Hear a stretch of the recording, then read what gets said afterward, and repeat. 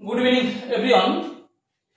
এই 2024 সালের যে নিট কেলেঙ্কারি নিয়ে যেসব ব্যাপারটা ঘটছে সেখানে কিন্তু প্রত্যেকটা পরীক্ষার্থী এবং তাদের অভিভাবকদের মনে কিন্তু একটা সংশয় থেকেই যাচ্ছে বা একটা কোশ্চেন সবসময়ের জন্য তাদের মনে আসছে যে নিট কি আবার করে হবে কি না। সে বিষয়ে কিন্তু আমি আজকে কিছু তথ্য প্রমাণ এবং কিছু যুক্তির উপর ভিত্তি করে আজকে মোটামুটি আমি আজকে দেখিয়ে দেব বা যুক্তি প্রমাণ সহ বলে দেব নিট কিন্তু হবে না। আর রিনিট সম্ভবত সম্ভাবনা একদম ক্ষীণ। রিনিট ধরে নিন হবেই না, যেটা হয়ে গেছে। কেননা রিনিট নেবে কে? এনটিএ সেন্ট্রাল গভর্নমেন্টের একটা সংস্থা। সেন্ট্রাল গভর্নমেন্টের ইচ্ছা নেই, এনটিএর ইচ্ছা নেই। এবার ব্যাপারটা কেসটা উঠেছে সুপ্রিম কোর্টে। সুপ্রিম কোর্ট সবসময়ের জন্য কিন্তু রায় দেবে on the basis of evidence. যে তদন্ত চলছে, তদন্তভারকে গ্রহণ করেছে সিবিআই। সুতরাং সিবিআই কে এনটিএ কেন্দ্র সরকার যে তদন্তভার দিয়েছিল, সেই সিবিআই সুপ্রিম কোর্টে যা রিপোর্ট পেশ করবে তার উপর ভিত্তি করে কিন্তু সুপ্রিম কোর্টের রায় হবে। সুপ্রিম কোর্টের রায় কখনো আবেগের বেশে হয় না বললেই চলে। সুপ্রিম কোর্ট সবসময়ের জন্য এভিডেন্স বেস ভার্ডিক্ট কিন্তু তারা দেয়, অর্থাৎ তাদের কাছে যে তথ্য প্রমাণ আসবে তার উপর ভিত্তি করে কিন্তু রায়টা দেবে। আমি মোটামুটি এখানে একটু দেখে নিই। দেখো সেন্ট্রাল গভর্নমেন্টের কি, তাদের যে সেন্ট্রাল গভর্নমেন্টের কিন্তু যে বক্তব্য আলটিমেট, তাদের যে মোটামুটি একটা প্ল্যানিং, এই বক্তব্যের থেকে আমরা বুঝতে পারি যে পরীক্ষা বাতিল করা কখনোই উচিত নয়। আচ্ছা, খুব ভালো কথা সেন্ট্রাল গভর্নমেন্ট বলছে। এবার সিবিআই কে তদন্তভার দেওয়া হয়েছিল। সিবিআই বলেছে হ্যাঁ প্রশ্ন ফাঁস হয়েছে, তবে তা একেবারেই স্থানীয় স্তরে ব্যাপক হারে কিন্তু ছড়িয়ে পড়েনি এবং সোশ্যাল মিডিয়ায় কিন্তু কোশ্চেন ছড়িয়ে পড়েনি। এইবার দেখা যাক পরবর্তীতে আরো কি কি তথ্যগুলো সামনে এসছে এবং তার উপর ভিত্তি করে আমি কিন্তু পরিষ্কার করে দিয়েছি যে রিনিট প্রচ্ছন্ন দিয়ে দিয়েছি, অর্থাৎ রিনিট কিন্তু হবে না। কেন বলছি আমরা এক এক করে তার যুক্তি আমরা দেখিয়ে দেব। দেখো যে 22শে জুন কিন্তু আমরা জানি যে নিট পরীক্ষা হওয়ার পরে কিন্তু বিভিন্ন হাইকোর্টে গিয়েছিল, শেষ পর্যন্ত মানে পিটিশন দাখিল হয়েছিল। তারপরে কিন্তু শেষ পর্যন্ত সমস্ত কেসগুলো কিন্তু বা ইয়েগুলো কিন্তু কি সুপ্রিম কোর্টে, এবং সুপ্রিম কোর্টের প্রধান বিচারপতির নেতৃত্বাধীন যে বেঞ্চ, সেই বেঞ্চেই কিন্তু এই সুপ্রিম কোর্টের বিষয়টা এই নিট এই কেলেঙ্কারির বিষয়টা কিন্তু আসে। ওকে, এবার সেন্ট্রাল গভর্নমেন্ট কিন্তু বা এনটিএ কিন্তু এই 22শে জুন শিক্ষা মন্ত্রক কেন্দ্র সরকারের তারা কিন্তু এই নিট স্ক্যামের তদন্তভার সিবিআই কে দিয়েছিল। আমি কিন্তু আগেই বলেছি যে সেন্ট্রাল গভর্নমেন্টের তাদের বক্তব্যটা কি। আচ্ছা, এবার সুপ্রিম কোর্টে 22 তারিখেই সেখানে কিন্তু সুপ্রিম কোর্টে একটা আবেদন এসেছিল যে যাতে 6 জুলাই যে কাউন্সিলিং আছে কাউন্সিলিংটা পিছিয়ে দেওয়া হয়, কিন্তু সুপ্রিম কোর্ট পরিষ্কারভাবে জানিয়ে দিয়েছিল কাউন্সিলিং তারা স্থগিত করবে না। সেক্ষেত্রে কিন্তু কোনো হস্তক্ষেপ করেননি, অর্থাৎ এনটি মনে করলে কাউন্সিলিং করতে পারে। যদিও আমরা পরে দেখেছি যে আলটিমেট এনটিআই কিন্তু কাউন্সিলিংটা পিছিয়ে দিয়েছে। এটা কিন্তু সুপ্রিম কোর্ট বলে দিয়েছে মানে পিছিয়ে দিয়েছে কিন্তু নয়। সুপ্রিম কোর্ট কাউন্সিলিং এ কিন্তু কোন রকম হস্তক্ষেপ করেনি, কিন্তু এনটিএ কাউন্সিলিংটা পিছিয়ে দিয়েছে বিজ্ঞপ্তি জারি করে। কেন হঠাৎ করে? কোর্টের কোনো অর্ডার নেই, তাহলে কেন পিছিয়ে দেওয়া হয়েছে? এর সঙ্গে কিছু একটা আছে। আচ্ছা, এরপরে যদিও সুপ্রিম কোর্টে এনটিএ জানিয়েছিল যে 1563 জন যে ক্যান্ডিডেটের মার্কসটা নিয়ে যে বিভিন্ন বিতর্ক সৃষ্টি হয়েছে, আমরা সেই 1563 জনের পরীক্ষাটা একটা রি এক্সাম সেটা কিন্তু 23শে জুন নিয়েছিল এবং বলেছিল যে 30শে জুনের মধ্যে রেজাল্ট দিয়ে দেব, যাতে আমরা 6 জুলাই আমরা কাউন্সেলিংটা করতে পারি সুষ্ঠুভাবে। এটা ছিল এনটিএর বক্তব্য। পরবর্তীতে যদিও তার আগে যে এই জুলাইয়ের ঘটনাটা ঘটলো 11ই জুলাই, অর্থাৎ গত সপ্তাহে 11ই জুলাই যে বৃহস্পতিবার সুপ্রিম কোর্টের প্রধান বিচারপতির যে বেঞ্চ, সেই বেঞ্চে কিন্তু মামলাটি শুনানি হওয়ার কথা ছিল, কিন্তু সুপ্রিম কোর্ট থেকে পরিষ্কার জানিয়ে দিল যে শুনানি আজকে হবে না, শুনানি এক সপ্তাহ পিছিয়ে 18ই জুলাই হবে। তার সাপেক্ষে সুপ্রিম কোর্ট যে যুক্তি দিয়েছিল যে 10ই জুলাই বিকেল বেলায় কিন্তু যে কেন্দ্র সরকার, সিবিআই এবং এনটিএ তাদের কাছ থেকে ভিন্ন ভিন্ন হলফনামা চেয়েছিল যে তারা তাদের রিপোর্ট জমা দেবে, কিন্তু যথাসময়ে তারা কিন্তু জমা দেয়নি, লেটে জমা পড়েছিল। সেই কারণে এই কেসের যে বিভিন্ন পার্টি তাদের কাছে হলফনামা কিন্তু সঠিক সময়ে পৌঁছায়নি। এবার যদি সঠিক সময় হলফনামা না পৌঁছায় তাহলে কিন্তু সেখানে শুনানি করা যায় না। এটা কিন্তু সুপ্রিম কোর্টের প্রধান বিচারপতির যে বেঞ্চ, সেই বেঞ্চ থেকে জানিয়ে দিয়ে বলেছিল যে মামলাটি আমরা 18 তারিখে শুনবো, অর্থাৎ আগামী বৃহস্পতিবার যে নিট মামলার যে শুনানি সেটা কিন্তু হতে চলছে। সেখানে এইবার দেখো তার আগে ওই হলফনামায় কে কি বলেছে, অর্থাৎ সিবিআই বলেছিল যে নিট কোশ্চেন আউট হয়েছে, তবে তা একেবারেই লোকাল স্তরে, অর্থাৎ ব্যাপক হারে এটা কিন্তু হয়নি এবং সোশ্যাল মিডিয়ায় কোশ্চেন লিক হয়নি।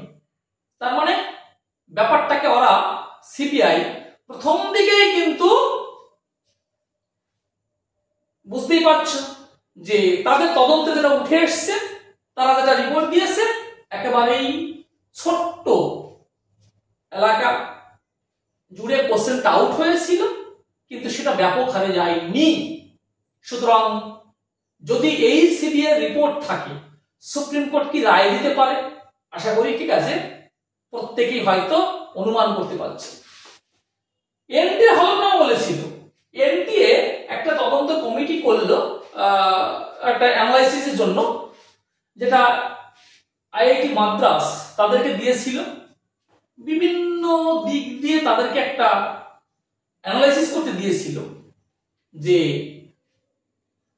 এই যে স্ক্যামটা, কোশ্চেনটা এর ব্যাপকতা কেমন। সেখানে আমরা পরে দেখবো কিন্তু যে এনটিএ কি কথা, এনটিএ নয় আইআইটি মাদ্রাসের ডাইরেক্টর যিনি যে রিপোর্টটা পেশ করেছেন, রিপোর্টে কি কি আছে আমরা পরে দেখব।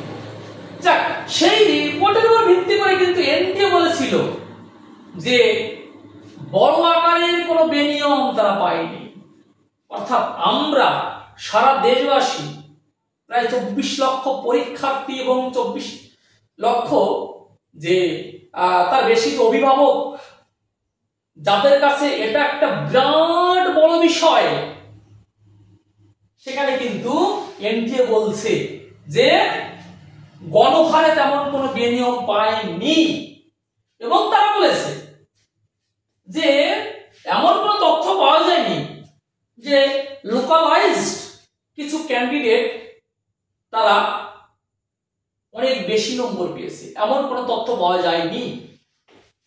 যাক, এরপরে এই রিপোর্টটা 10th জুলাই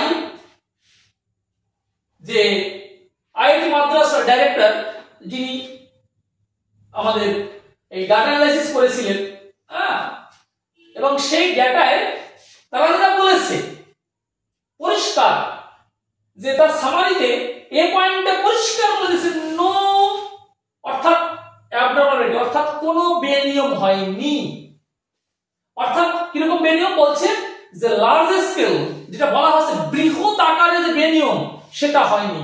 তাই বলেছে যে এখানে কিন্তু এই যে লার্জ স্কেল অর্থাৎ বৃহৎ আকারের যে অ্যাবনর্মালিটি সেটা কিন্তু তারা পায়নি,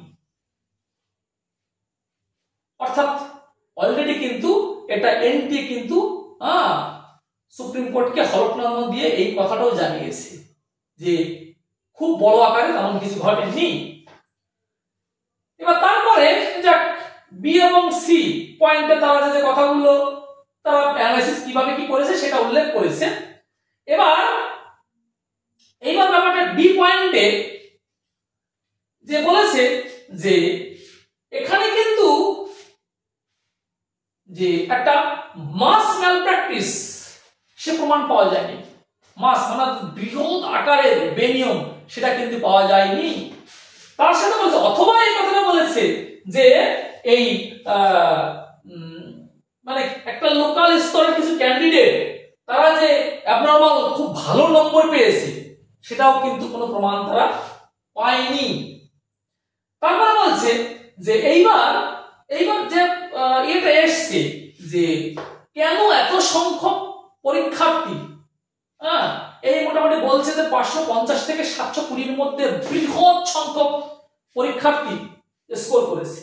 তার সাপেক্ষে কিন্তু এআইআইটি মাদ্রাজের যে এক্সপার্ট টিম তারা যুক্তি দিয়েছে সিলেবাস 25% রিডিউস করা হয়েছে, অর্থাৎ এখন বলছে সিলেবাসটা আগের তুলনায় 25% কমিয়ে দেওয়া হয়েছে, তাই এত নাম্বার উঠেছে। এটা তাদের একটা যুক্তি যে সিলেবাসটা কমিয়ে দেওয়ার কারণে এত নম্বরটা উঠেছে। যাক সেটা তাদের এক্সপার্ট টিমের যেটা বক্তব্য সে বিষয়ে আমাদের কিছু বলার নেই।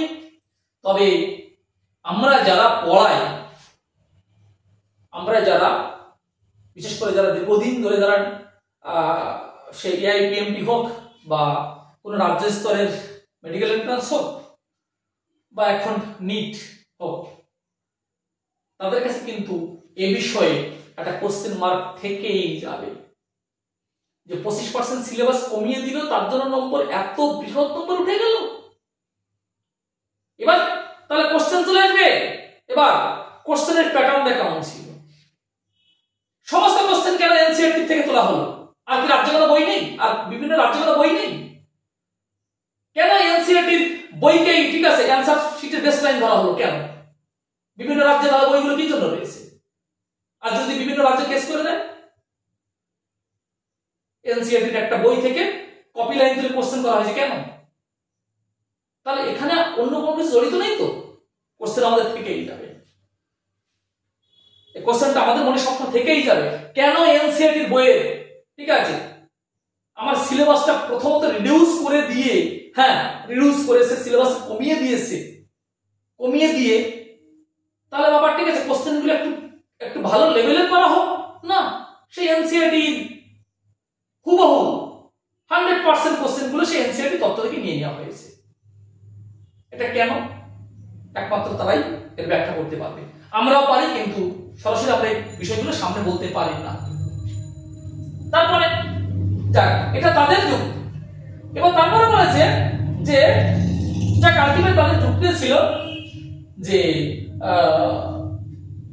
এক কথা ম্যালপ্র্যাকটিস যেটা হয়েছে বেনিয়ম একেবারে নগণ্য, সেইটাই তারা বলতেছে। এবার দেখা যাক কেন্দ্রের হলফনামা ছিল যে কয়েকদিন আগে কিন্তু সুপ্রিম কোর্টে হলফনামা পেশ করে কেন্দ্র, সেখানে কেন্দ্র কিন্তু পরিষ্কার বলেছিল যে কখনোই পরীক্ষা বাতিল করা ঠিক আছে দেখবে যে কখনোই কাম্য নয়, উচিত নয়। সেক্ষেত্রে বলছে লাখ লাখ সব পরীক্ষার্থী তাদের অসুবিধা হবে। আরে বাবা, আমার যুক্তি যদি নতুন করে পরীক্ষা হয় তাহলে আপনার যে লাখ লাখ সব পরীক্ষার্থী তারা যদি সত্যি সত্যি ভালো পড়াশোনায় হয়ে থাকে তাহলে তো আবার র্যাঙ্ক করবে, ভালো র্যাঙ্ক করবে। আরে ভাই, যার ভালো কনসেপ্ট আছে, যে পড়াশোনা খুব ভালো, শতবার পরীক্ষা নিলে সে শতবারই ভালো র্যাঙ্ক করবে। তাহলে বলছে যে তারা বিপদে পড়বেন কি করে আমি জানি না, এখানে বলেছেন না তারা বিপদে পড়বে।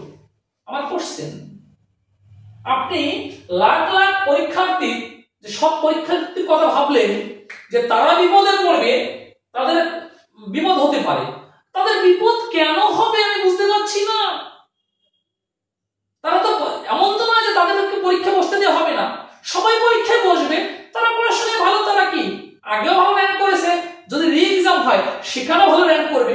কিন্তু কেন কেন্দ্র সরকার এই লাখ লাখ মানে হয়তো লাখখানিক পরীক্ষার্থী, ঠিক আছে কথা ভাবছেন, কিন্তু কেন সার্বিক সারা দেশের যারা এই নিট স্ক্যামের জন্য যাদের মনে হয়েছে যে তাদের প্রতি অবিচার হয়েছে তাদের কথা কেন ভাবছেন না? সুপ্রিম কোর্টের বক্তব্য ছিল যে সুপ্রিম কোর্ট যে কথাটা লাস্টে বলেছে যে সবচেয়ে লোয়েস্ট বলা হয়েছে, শেষ বিকল্প আমরা ইউজ করেছে, অর্থাৎ একেবারে শেষ পরিস্থিতিতে তারা কিন্তু রি এক্সামের কথা ভাববেন। এইবার দেখা যাক যে ব্যাপারগুলো সামনে আসবে। যে যাক আমি এটা সামারি যেটা হয়েছে সেটা হচ্ছে সিবিআই রিপোর্ট, যে প্রশ্ন ফাঁস হয়েছে একেবারে স্থানীয় স্তরে, সোশ্যাল মিডিয়া কোশ্চেন ছড়িয়ে পড়েনি, সুপ্রিম কোর্টকে জানিয়েছে।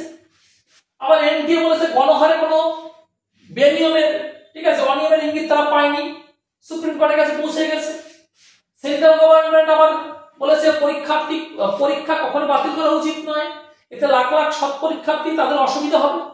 তাহলে এই তিনটে রিপোর্টই, তিনটে হলফনামাই কি বলতে চেয়েছে বুঝতেই পারছেন। আর সুপ্রিম কোর্ট উনি তো রায় দেবেন on the basis of evidence. এখানে কিন্তু সুপ্রিম কোর্ট যেটা কি করবে, হলফনামা চাইতে পারে সেন্ট্রাল এনটিএ, কিন্তু ওদের যে ভার্ডিক্ট সে বেস কিন্তু অবশ্যই তদন্ত, অর্থাৎ সিবিআই তদন্ত করে কি পেয়েছে, সিবিআই তদন্ত তো ওই বলে দিয়েছে স্থানীয় স্তরে। তাহলে সুপ্রিম কোর্ট কি রায় দেবে? তদন্তভার দেশের সর্বোচ্চ তদন্ত যে সংস্থা আমাদের সিবিআই, সে সিবিআই যদি এই রিপোর্ট দেয়, সিবিআই যদি এই তাদের তদন্তে যদি এইগুলো পায়, তাহলে সুপ্রিম কোর্ট কি করবে? এর উপর ভিত্তি করে রায় দেবে। কি রায় দেবে আমরা বুঝতে পেরেছি। অর্থাৎ এই সুপ্রিম কোর্টের রায়টা কিন্তু নির্ভর করে যে সিবিআই রিপোর্ট যে জমা দেবে তার উপরে, আর এদের যে রিপোর্ট অর্থাৎ সেন্ট্রাল গভর্নমেন্ট এবং এনটিএ।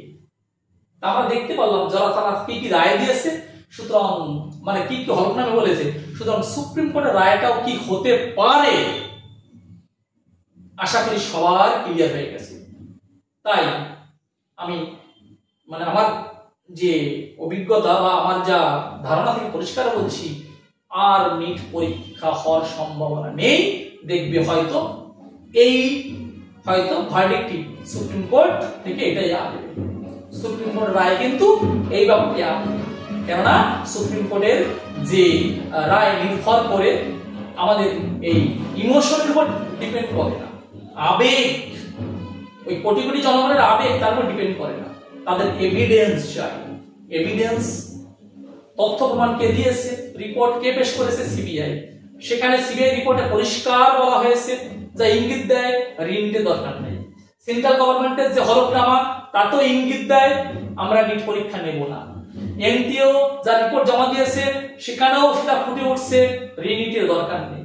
আর আমরা সবাই যদি বলে থাকে ঋণের দরকার নেই, তাহলে সুপ্রিম কোর্ট কি করবে দেখা যাক। পরশুদিন 18 জুলাই শুনানি হবে, দেখা যাক। আমরা সবাই তাকিয়ে আছি সুপ্রিম কোর্ট কি বলে। Thank you.